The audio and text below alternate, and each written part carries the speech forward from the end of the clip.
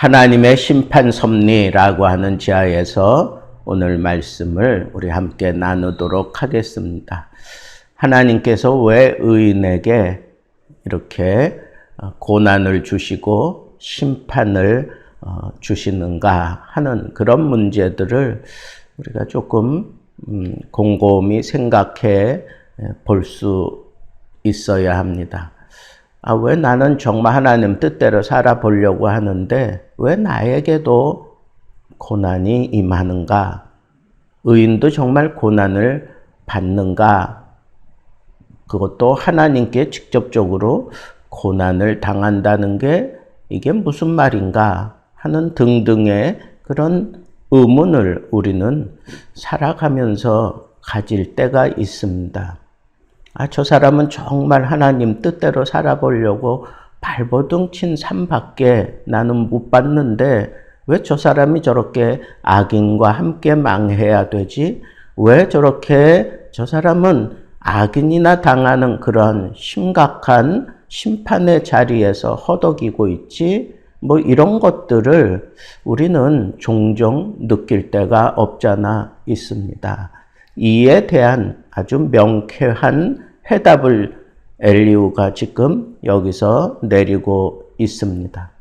욥의 고난에 대해서 하나님께 회개하고 속히 돌아서면 하나님께서 욥을 회복시켜 주시고 그리고 은혜 가운데로 인도해 주신다라고 그렇게 얘기를 하면서 아주 강하게 얘기했던 그런 자세를 이제는 슬그머니 내려놓고 이제는 상당히 그 격앙된 어조를 이제는 잠잠한 톤으로 하면서 하나님의 섭리야말로 하나님의 깊은 그 섭리 가운데서 사람들에게 심판을 주시는 그 목적 자체도 하나님의 사랑하는 사람들에게는 그 심판 때문에 그 사람이 하나님의 공의로운 그런 섭리에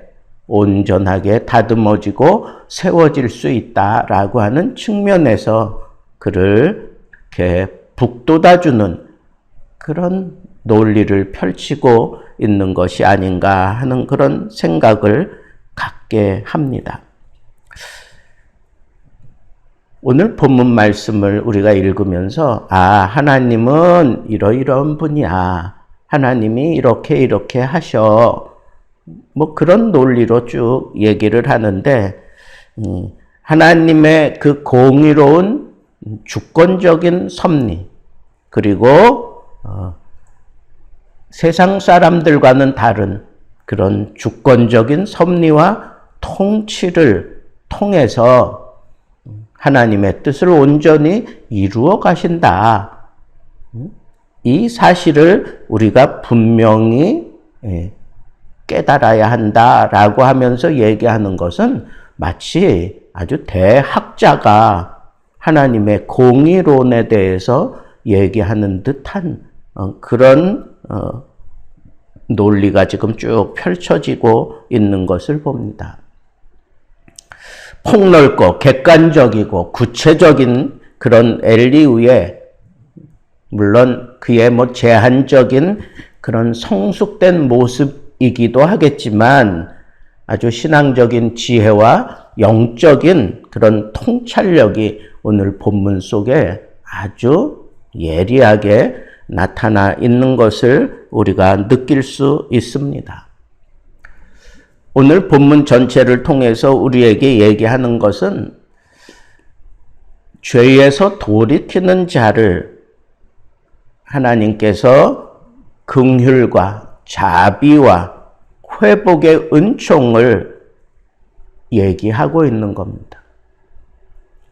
죄에서 돌이키는 의인은 하나님께서 긍휼히 여기시고 자비를 베푸시고 반드시 회복시켜 주신다라고 하는 것이 오늘 본문 전반적으로 흐르는 주제입니다. 그러면서도 그가 왜 그러면 그렇게 회복되는 되어 가면서 그 전에 하나님의 심판을 당해야만 했던가? 이 심판을 통해서 하나님의 공의를 이루어 가시는 이런 특별한 하나님의 섭리에 대해서도 얘기하고 있습니다. 그러니까 양면성이 있는 거죠. 하나님께서 이 공의를 실현해 가는데 순종하면 회복과 은혜를 베푸시지만 거절하면 하나님은 심판을 그에게 쏟으면서 마침내 하나님의 공의를 이루시고 그로 하여금 결국은 하나님의 뜻에 순종하는 자리로 돌이키게 만드는 것, 그것이 바로 우리 인생들이 다 헤아릴 수 없는 하나님의 깊은 섭리하심이다 라고 그렇게 엘리후가 주장하고 있는 겁니다. 시험을 통해서 연단시키기 위해서 베풀어주는 하나님의 그 고난에 대해서 언급을 하면서 그때 돌이키고 하나님께 순종하는 자에게는 형통과 회복에 대한 은혜를 주시지만 그냥 욥의 고난에 대해서 죄에 대한 징벌로만 해석한 앞에 세 친구와는 다르게 인과응보론에 머물러 있지 아니하고 하나님의 그 심판 가운데에는 우리 인생들이 스스로 이룰 수 없는 하나님의 의에 이르는 그런 하나님의 방법이 거기 담겨져 있음을 얘기하는 아주 깊은 신앙의 문제를 이 엘리후는 지금 선포하고 있는 것입니다. 그래서 욥의 고난을 단순히 죄에 대한 심판으로만 결론 짓지 아니하고 연단의 과정으로 보고 그 고난 뒤에 감추어진 하나님의 의로우신 뜻과 은총을 시사함으로써 심판마저도 하나님의 뜻을 이루기 위한 하나님의 신비로운 놀라운 방법이다라고 하는 것을 아주 통찰력 있게 설파하고 있습니다. 이처럼 욥이 하나님의 의로우신 섭리에 대한 신앙적 한계를 극복하고 하나님의 연단으로 주어진 그 고난 가운데서 먼저 회개만 할 수 있다면, 그리고 하나님의 교훈에 청종할 수만 있다면 하나님은 반드시 회복시켜 주시고 그리고 하나님의 뜻을 이루어 보여주시는 그런 하나님의 깊은 그 계획이 그 속에 담겨져 있음을 우리는 눈을 뜨고 볼 수 있어야 된다라고 하는 그런 아주 명쾌한 그런 논리를 지금 엘리후가 펼치고 있는 겁니다. 앞의 내용과는 정말 사뭇 다른 그런 깊이 있는 내용을 여기서 터치하고 있는 것을 우리가 보게 되는데, 오늘 말씀의 총 결론은 하나님이 하나님의 뜻을 이루기 위해서 섭리의 가운데 의인에게도 이런 심판을 쓰시는 목적이 뭔가, 이에 대해서 우리 짤막하게 정리하고자 합니다. 하나님이 왜 의인을 이 심판 가운데 두시라? 그것은 죄를 깨닫게 하시고 돌이키게 하세요 멸망의 자리에서 벗어나게 하려고 하나님이 그러시는 거다 하는 거예요. 여러분, 우리가 이 세상 하나님의 뜻을 순종하며 살아가는데도 불구하고 이전에 그냥 세상적으로 살던 그 모든 자세를 다 고치고 오로지 하나님의 뜻에 맞추어서 하나님의 뜻을 바라보며 정말 성실하게 살아감에도 불구하고 심각한 어려움이 생겼을 때, 그때 이것이 하나님이 나에게 허락하신 고난인가? 하나님의 그 심판인가라고 생각하면서 먼저 자신을 돌아보면서 하나님 앞에 내가 죄를 회개치 않은 것 있나? 내가 이 죄를 가지고는 절대로 하나님의 뜻을 이룰 수 없는데 라고 하면서 자기 자신을 돌아보는 영적인 통찰력이 있어야 되는 거예요. 그 영적인 통찰력을 하나님께서는 우리를 심판 가운데서 몰아가면서 그것을 깨닫게 하셔요. 그 예가 요셉에게서 나타나지 않습니까?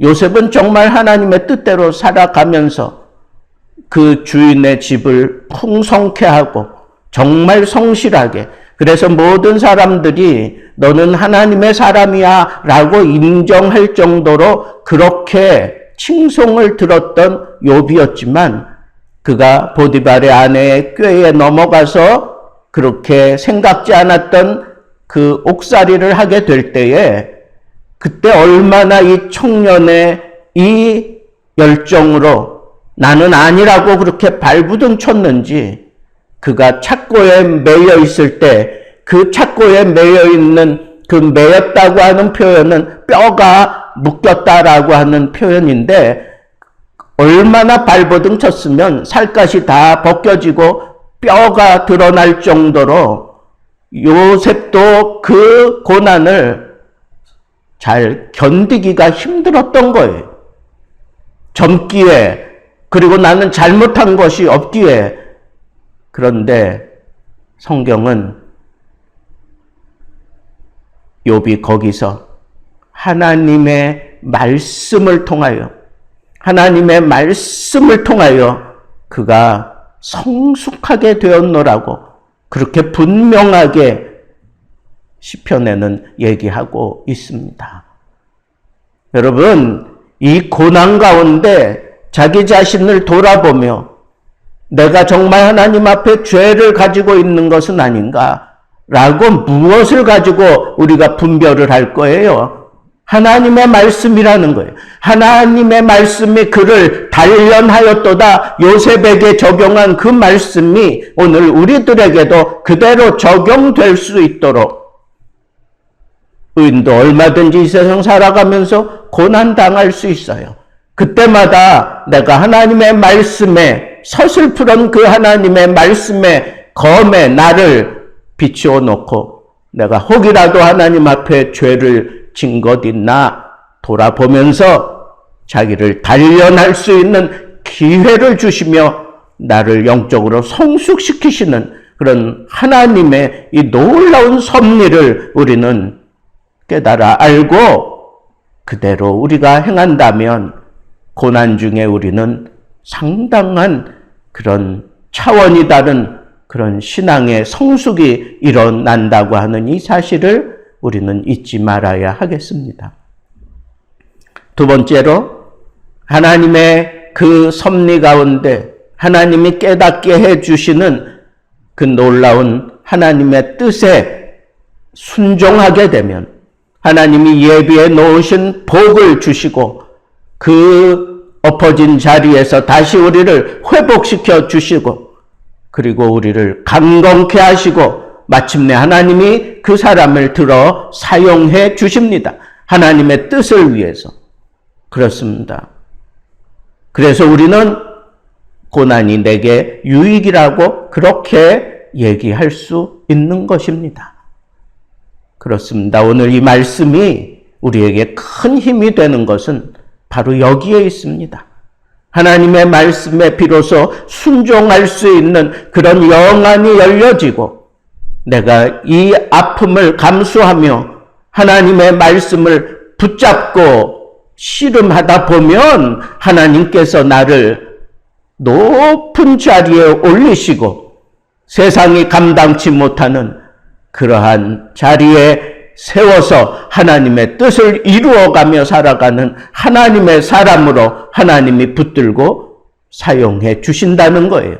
욥처럼 우리도 그렇게 쓰임받을 수 있는 그런 하나님의 사람이 되어야 하겠다 하는 말씀입니다. 우리에게 주어지는 고난이 있습니까? 우리를 더욱 바른 길로 인도하고 하나님께로 더욱 가까이 가게 하시는 선한 바람으로 생각하고 그 자리에 나를 내려놓고 그 바람에 밀려 하나님 앞에 나아가 서게 되면 거기서 놀라운 하나님의 복이 쏟아지고 그리고 하나님이 붙들고 나를 털어 이 세상에 속한 마귀적이고 정욕적이고 세상적인 것 다 털어내고 하나님이 마침내 쓰심직한 하나님의 사람이 되어서 하나님의 뜻을 위하여 하나님 앞에 쓰임받는 귀한 삶이 우리가 추구해 나가야 되는 경건한 삶인 줄 늘 마음에 다듬고 오늘도 하나님 앞에서 내가 성숙하기 원합니다. 하나님 말씀으로 나를 단련시켜 주옵소서. 하나님의 뜻이 내가 무조건 순종하겠습니다. 하나님 나를 붙들어 사용하시며 영광 받아 주옵소서. 멋지게 이 하루 승리할 수 있게 되기를 우리 주님의 이름으로 축복합니다.